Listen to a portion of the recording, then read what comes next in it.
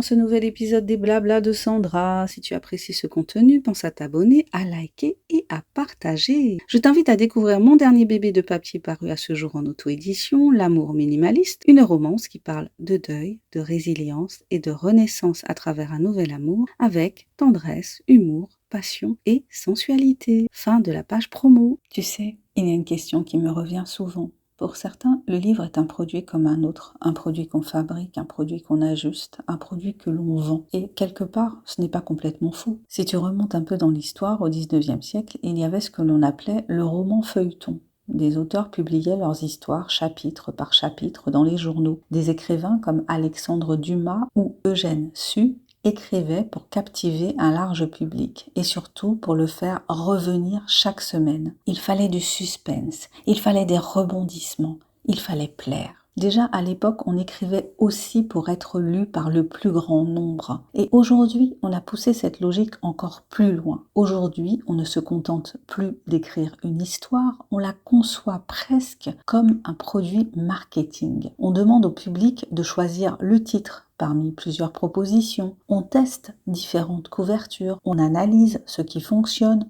On veut que ça plaise, on veut que ça se vende. Alors on se plie au désir du marché, ou du moins à ce qui semble être le désir du marché. On entend des règles. Une romance doit être à la première personne. Le vocabulaire ne doit pas être trop complexe. Il faut aller vite. Il faut capter dès les premières lignes. Bref, c'est du formatage. Et la vraie question, elle est là. Est-ce que ça fonctionne ? Oui, parfois. Parce que forcément, quand tu coches les cases attendues, tu réduis le risque. Tu écris quelque chose de reconnaissable, de rassurant, de consommable rapidement. Mais est-ce que ça a du sens, surtout en auto-édition ? C'est là que ça devient intéressant. Parce que l'auto-édition, à la base, ce n'est pas ça. L'auto-édition, c'est la liberté. La liberté d'écrire ce que tu veux, comme tu veux, au rythme que tu veux. C'est l'espace où tu peux justement ne pas suivre les codes. Alors, si tu commences à te formater toi-même, à reproduire exactement les mêmes mécaniques que l'édition traditionnelle, est-ce que tu ne perds pas quelque chose en chemin ? Est-ce que tu ne perds pas l'essence même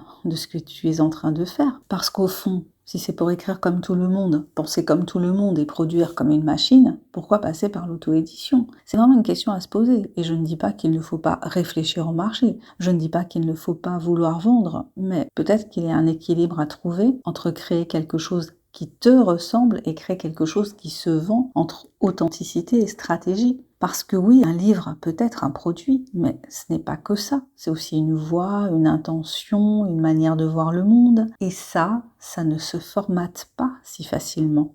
Merci d'avoir écouté cet épisode des Blabla de Sandra. Si tu as aimé cette réflexion, n'hésite pas à partager ce podcast et à me dire quel est ton point de vue sur la question. Je te dis à très bientôt pour un nouvel épisode des Blabla de Sandra. Allez, abonne-toi, commente si tu l'oses, like et partage. Et pense à découvrir mon dernier bébé de papier paru à ce jour, L'amour minimaliste, une romance qui parle de deuil, de résilience et de renaissance à travers un nouvel amour avec tendresse, humour, passion et sensualité.